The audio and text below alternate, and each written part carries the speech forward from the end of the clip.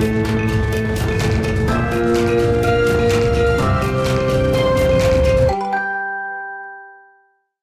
retour au sommet de la mesure d'impact, j'ai le plaisir d'être en compagnie de Benoît Hamon.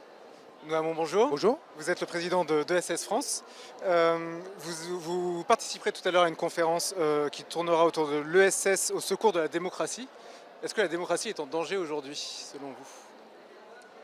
Elle est indiscutablement menacée. Là où elle existe et là où on aimerait la faire éclore, on perçoit qu'aujourd'hui, d'autres modes d'organisation des États, d'autres régimes ont parfois le vent en poupe que les démocraties. Et ce qui est très intéressant, me semble-t-il, c'est que dans une vieille démocratie comme la démocratie américaine, c'est en partie venu du monde économique, et je pense au capitalisme de la tech, que l'offensive contre la démocratie politique s'est organisée. C'est là où, me semble-t-il, et c'est ce que je dirais aujourd'hui, l'économie sociale et solidaire a quelque chose à dire, parce que nous sommes à l'exacte symétrie de ces modèles très verticaux en réalité en termes de pouvoir, là où nous, dans nos entreprises, nous sommes hospitaliers à la démocratie. Nous ne disons pas nous avons un problème avec la démocratie politique parce qu'elle nous imposerait des règles écologiques, des règles sociales, ce que dit Elon Musk. Nous disons au contraire, dans l'économie comme dans la cité, la démocratie a voix au chapitre et elle est la bienvenue dans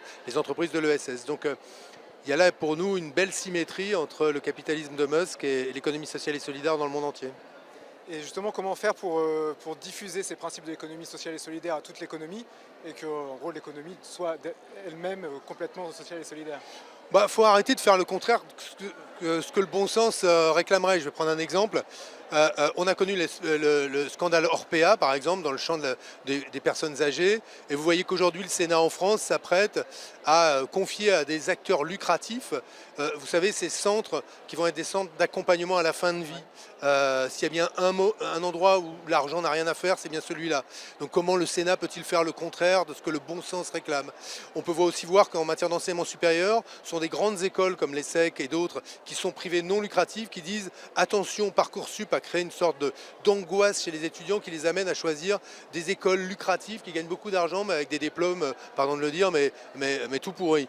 Et donc il y a là un marché qui se construit qui va contre le bon sens. Eh bien, ce que moi j'attends, en tout cas aujourd'hui, dans un moment comme celui-là, c'est que les chambres qui sont garantes du bon fonctionnement de la démocratie nous aident à ce que dans le champ économique, ce ne soient pas les modèles justement lucratifs de court terme, motivés uniquement par l'appât du gain, qui l'emportent là où l'intérêt général est en cause, en l'occurrence l'éducation et l'enseignement supérieur d'un côté, comme exemple, et la fin de vie de l'autre.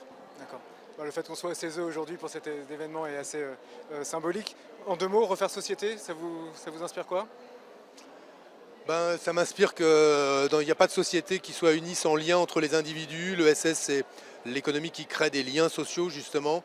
Et on voit à un moment où, d'ailleurs, le président de la République dit que nous sommes en économie de guerre, qu'un des atouts de la France, c'est d'avoir une économie sociale qui maintienne des liens entre les individus. Et on aura besoin de ça, notamment si nous devions être collectivement appelés à faire des sacrifices.